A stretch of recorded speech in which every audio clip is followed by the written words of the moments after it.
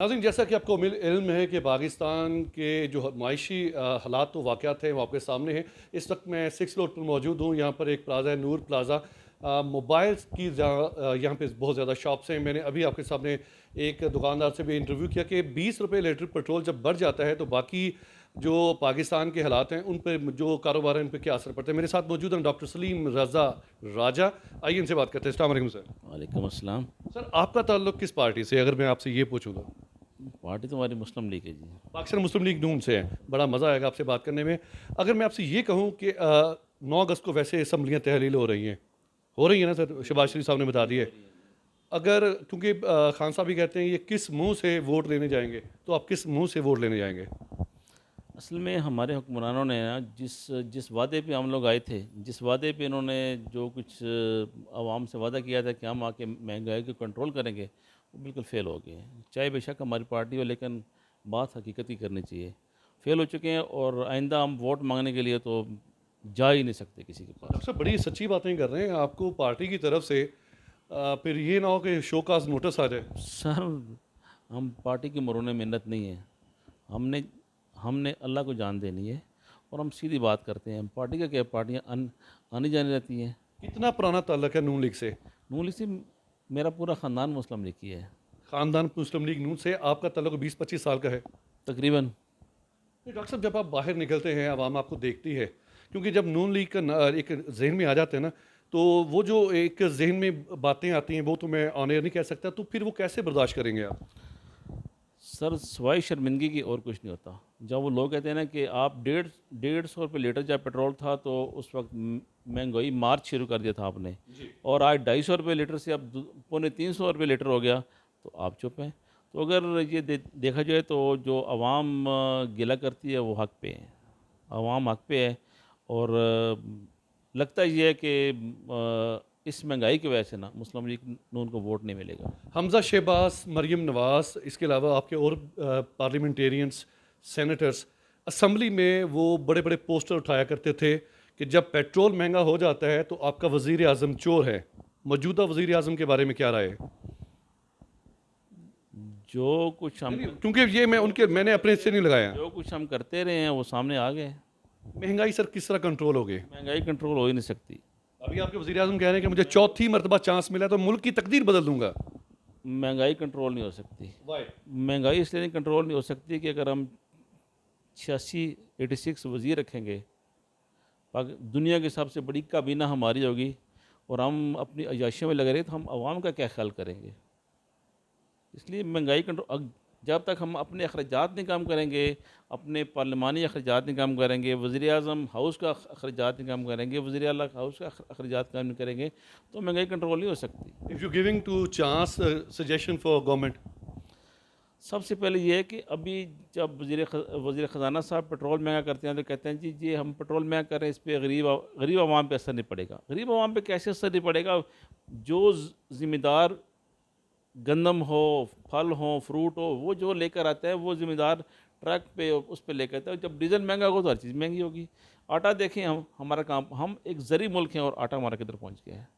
बड़े रियलिस्टिक्स हैं आप, बड़ी खूबसूरत बातें कर रहे हैं। मैं सोच रहा था कि मज़ीद सख्त सवाल पूछूं, लेकिन नून लीग के होने के बावजूद इतनी अच्छी बातें, आइंदा आने वाले वक्तों में क्या नून लीग के साथ नहीं चलेंगे? बस मुश्किल है। मुश्किल है जी। अब कोई इरादा नहीं है इसके साथ चलने का। अच्छा, चलें, मैं आपसे ये अगर सवाल पूछूं कि कोई ऐसा लीडर जो पाकिस्तान को सही डगर पे लेके जा सकता है, तो आपके जहन में किसका नाम आता है? सर, फिल वक्त जो है वो पाकिस्तान में कोई भी ऐसा लीडर नहीं है जो इस मुल्क को सही सीमत में ले जा सके। जमात इस्लामी के बारे में क्या ख्याल है? सर, कोई भी जमात हो। अब देखिए, मौलाना फजल रहमान साहब को देख लें, जमात इस्लामी को देख लें, हमने सबको आजमा लिया।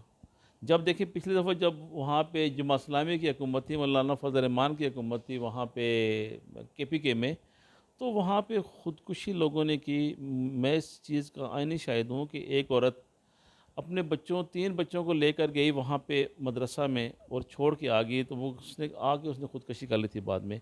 उसने कहा कि बच्चे रो रहे थे कि अम्मा हमें हमें रोटी ना दे, लेकिन हमें यहाँ पे यतीम खाने में छोड़ के ना जा। तो जब ऐसे हालात होंगे, अब ये हमारे जो साबका वज़ीर आज़म साहब थे वो भी मदीना का नारा लगाया उन्होंने, रियासत मदीना इस्लामी का टच दिया उन्होंने। इस्लामी टच दिया। लेकिन क्या हुआ सर?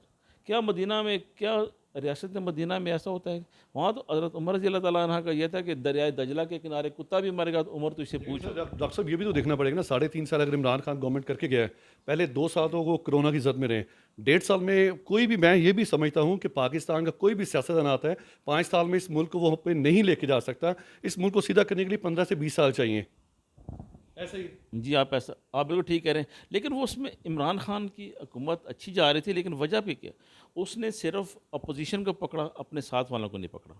अगर वो अपने साथ वालों को भी इसी तरह डील करता जिस तरह वो अपोजिशन के साथ कर रहा था, तो उससे उससे अच्छा दौर हुकूमत होने नहीं था। इससे बेहतर सर मार्शल लग जाए तो मार्शल सही है फिर।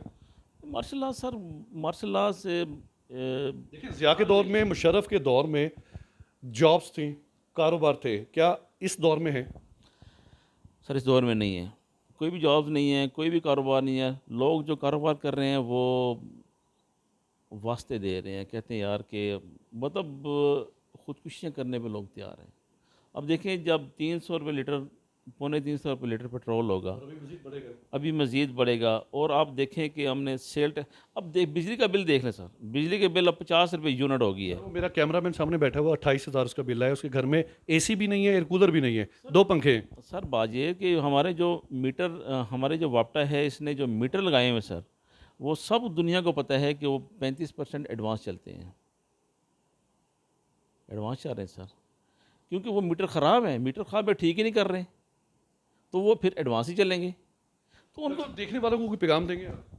सर मेरा ये पैगाम है कि अब दुआ करें अल्लाह ताला के आगे कि हमें, क्योंकि सर हम बसीयत कौम ही ख़राब हो चुके हैं। दुआओं के बलबूते पे हमें भी कोई हरकत में बरकत भी करनी चाहिए। एक मिनट, हम बसीयत कौम सर ख़राब हो चुके हैं, इसलिए कि अगर हम एक रेडी वाला है तो उसके साथ आप फ्रूट लेने की जाएँ, उसने आगे बड़े खूबसूरत फल रखे हुए हैं, लेकिन जब आपको शॉपर बैग में डाल के देगा ना तो वो गले सड़े होंगे।